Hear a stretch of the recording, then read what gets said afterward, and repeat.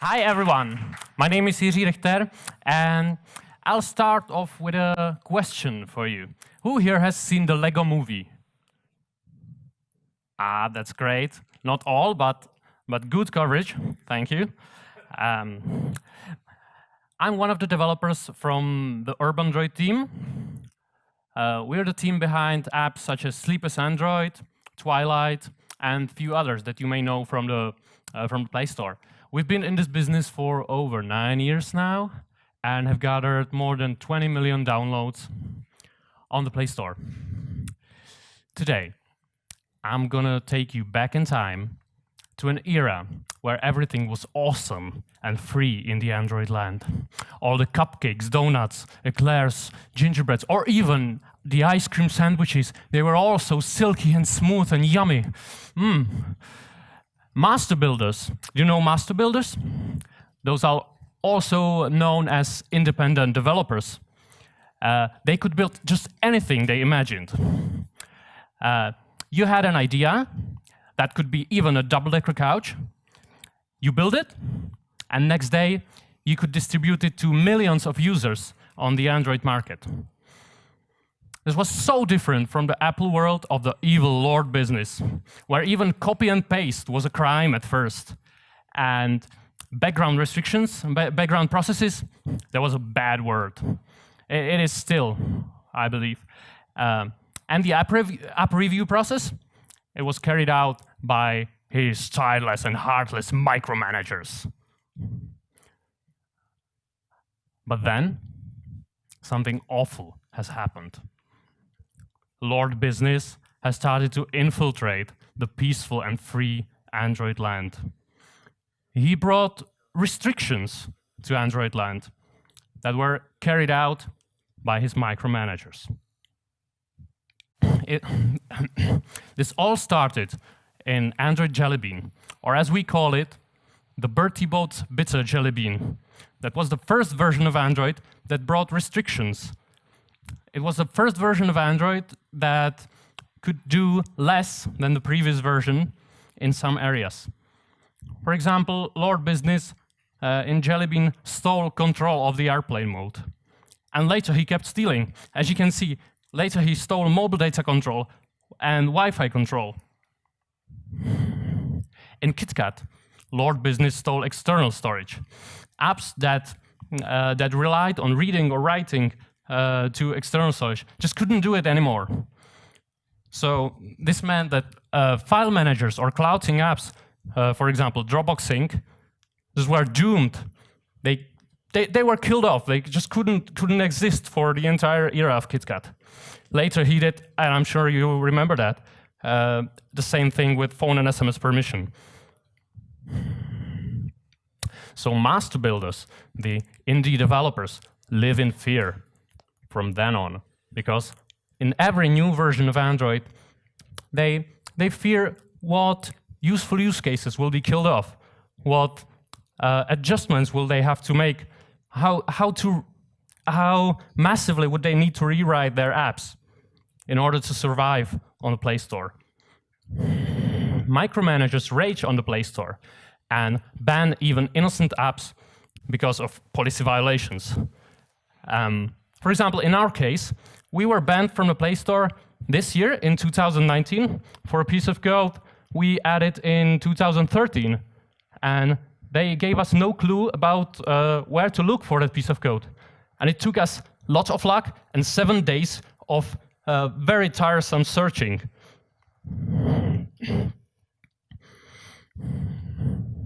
But then we found what was a master plan of Lord Business. He found that background tasks are actually what makes smartphones smart, and figured out that if he could have the background task all for himself and restrict them for third-party developers, then he would have the best apps and he would clearly win. So he decided to craggle those background processes with the super glue. So, do you know what background tasks are? Does anyone not know what background tasks are? Okay, I'll just go through this really quickly. Those are really the most important background tasks are those three. Alarm manager, which allows you to schedule things to be done at an exact moment. Background services, which allow you to do long-running tasks uninterrupted with the use of wake locks. And foreground services, which are actually the same as background service, but they are high priority, and they have to show the user a notification through which he can stop it. All of that gets more and more craggled. It gets killed off in each new version of Android, which started in Marshmallow with Doze mode Vltavou. That was the first attack on background tasks. Doze mode, that is a special idle mode of the phone where it goes to sleep and restricts background work under certain conditions. Those conditions are: the phone has to be on battery, the screen has to be off, and I believe it has to be stationary, yes. In this mode, wake locks are broken unless you use foreground services. And alarms are limited to be scheduled only once every 9 minutes. So this kills, for example, sensor batching, which is a highly battery-efficient technique to gather sensor data, but it relies on the alarm being scheduled every 1 minute. So in this case, sensor batching, for example, for if you need to gather sensor data for 8 hours straight, then with sensor batching you could do it for 15% of the battery, and without sensor batching, with Doze mode, you get, for example, a 40% battery drain. And that's not all. Doze mode Vltavou was buggy as hell.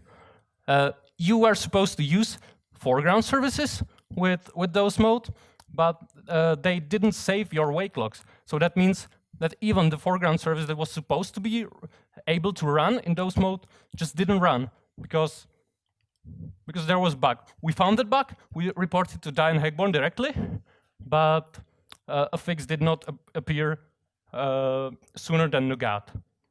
And Nougat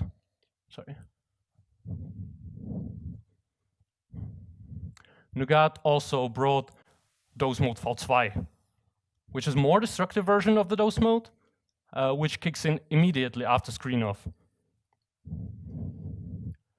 Oreo brought the restriction that background services were not possible anymore. You had to use foreground services for everything. So if you previously had background service, you could turn it into a job, but those cover minimum use cases, or into a foreground service. But those have a caveat. And I actually have a quiz for you, have a contest. What's wrong with this? This is a very basic foreground service. I hope everyone can see it, because I can see you. This is a service that just calls onCreate, and my question is, can this service crash when you start it as a foreground service? Does anyone know what is the problem with this?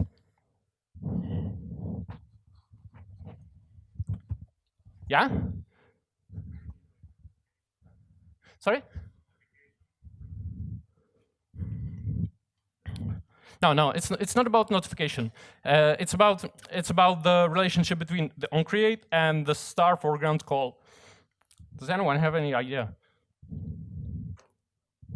Okay. When you start the service as a foreground service, you have to call star foreground in the onCreate method within 5 seconds of starting it. But on lots of low-end devices, you just won't make it. And it will crash. It will give you an application not responding error, and you just cannot do anything about it. You have to not use foreground services. This will drag your Android vitals down, and ultimately drag your whole app down. So Android Pie brought even another set of restrictions. And this one is really funny because it's a user option that allows apps to have restricted background. And if you give a user an option, then they will enable it, even without knowing anything about it. This option will restrict everything in the background, all background work that an app can do. Android Pie also brought adaptive battery, which is a feature that can enable those background restrictions for apps on your behalf. So it does it automatically. It works quite okay on Google Pixels, but the devil is in the parameters, and the OEMs have got the parameters all wrong. So you've got a feature that's great, and OEMs screw it up. In Android 10, we have no sweets anymore. Year after year, we see a reverse evolution when a new Android version can do less than the previous one. For example, in Android 10, you can't start screens from the background, you have no Wi-Fi control, and again, storage is redone.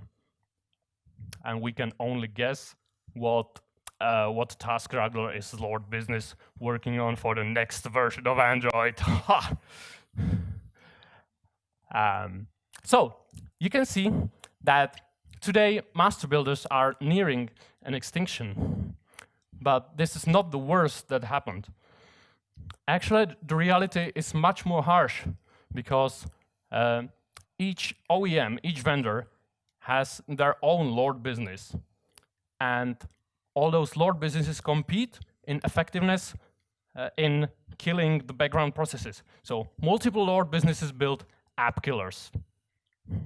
What are app killers? What do? The worst things you can imagine.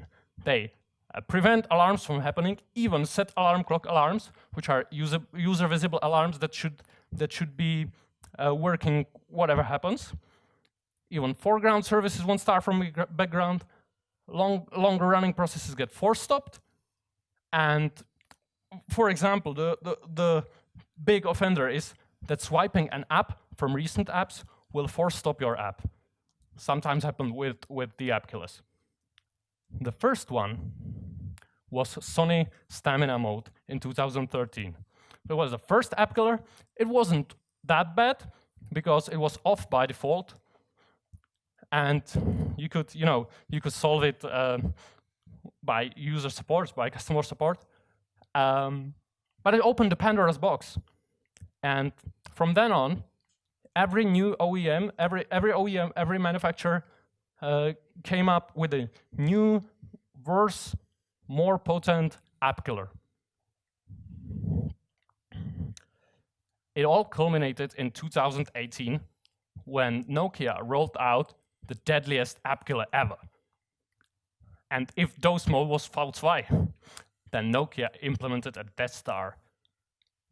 It was called Even Well Power Saver, and it kills every process that runs more than 15 minutes and kills its alarms. So, for example, I bought a Nokia, actually, and I never came in the morning to the work anymore. I overslept every time. The only solution to this was to uninstall the power saver via ADB, which is something that not every user is able to do. And that was really the last drop. We have gathered the most resilient master builders around something that we internally call la Resistance, and to the outside world we present as "Don't kill my app project." Our mission is to make smartphones smart again. We want to educate users on how they can defend from the app killers. We want to pressurize OEMs to standardize pattern management. We want to reduce support because app killer related support makes something about 30 cases daily for us. We want to centralize effort of developers because every developer until now had to manage this on his own. We want to set a new benchmark for tech servers and recommend phones based on the score, and we want to create a really open source community project. So what is Don't Kill My App? It is a community-built instruction manual to protect your apps against app killers. It is a website at www.don'tkillmyapp.com. Or has someone recently registered a domain at don'tkillmy.app and pointed it at us? I don't know who it was.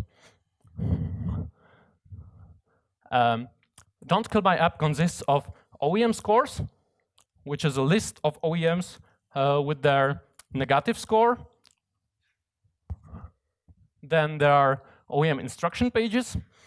Each vendor has his own page where there is a story, some history of the app killer. There's a solution. How can a user defend from the app killer? And how can a developer protect his app from the specific app killer? And we also have a JSON API to get the info in your app.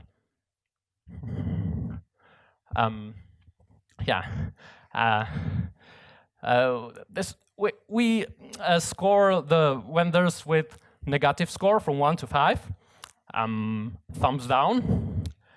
And at first there were piles of crap, but some developers said that their managers wouldn't let them use Don't Kill My App if there are piles of crap. So we had to change it, but it's customizable. So you can have your piles of crap back if you want. The scoring is very transparent. We have strict rules about which score means what.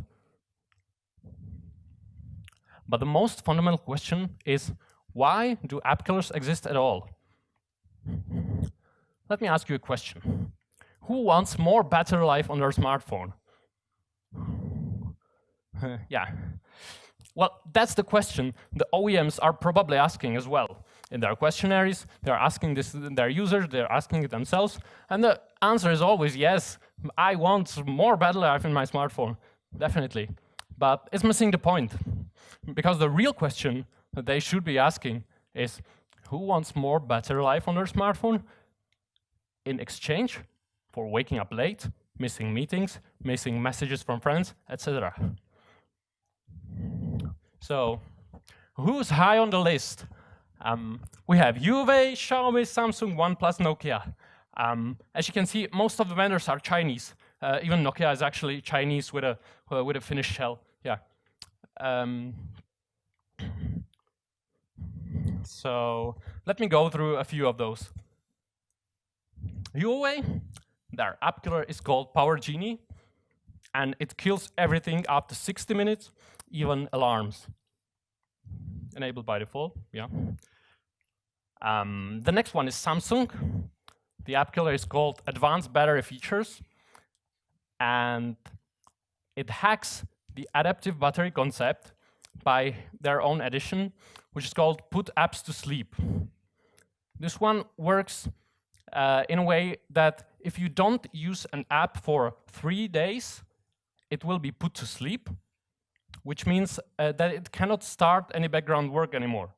So, for example, you have a recurrent alarm. Every morning, you get up at 6 o'clock, get to work, get to start your day, get a cup of coffee, whatever. And if you have an extended weekend, so those are 3 days where you don't need to wake up, then the next day, when you do need to wake up, you just won't. OnePlus is the next one. The app killer is called Advanced Optimization, and it just like that prevents background starts of apps. That's all. And it actually does even something more horrible, because it takes apps out of your own Doze mode whitelist. So if you thought that you could whitelist an app so it wouldn't be killed by Doze mode, then OnePlus engineers think they are smarter than that. We actually got this from an email conversation with an actual OnePlus engineer who said, well, if we detect an app is harmful to your battery health, we think it is reasonable that we will take it out of your Dozemo whitelist. OnePlus is also known as a system that tries to replicate the stock Android experience as much as possible. So that's why we think it's an alien. Contributions to Don't Kill My App are welcome. You can contribute on the website directly, or you can create a GitHub issue or a pull request. We really welcome screenshots of the various phone settings that are related to optimizations, because we don't have all the phones, and we really want to build up guides that will show the users what exactly they have to do, and the screens vary very wildly between even one vendor from version to version. How can you integrate Don't Kill My App in your apps? We have code samples, we have a JSON API, and there is also a third-party library by the great guys and the Double Dot Labs, which enables you to quickly integrate Don't Kill My App in your app. It offers an activity or a dialogue or a customizable screen that you can just start, and it will do everything for you. We would never have done this without master builders in the Resistance. The most prominent are from abroad Jiří from Tasker, which you may know, and Tomáš Hubálek, whom you may know as well. And also, thanks to users from Don't Kill My App, we have gathered over 1 million visits on the website since December 2018, sorry, which is the date when the website started. We have got also lots of press coverage, and Android Police, Android Authority, Android Central, even some Czech servers, and we also got attention in Android Team. We have been told that Android Team is actually using Don't Kill My App to monitor fragmentation in the Android ecosystem, vendor from vendor. And support, it's now easy even for us. We just send a URL, Don't Kill My App /vendor to the user, and it's all done. But our biggest achievement was that the Nokia Evenwell is actually dead now. Nokia has a few months ago has announced that all their phones from Pi on will have the Evenwell app killer removed, and we humbly think that we may have contributed a little to this. So we hope this may start a new trend for other OEMs as well, and we are really glad that we could have done it. But yeah, we still think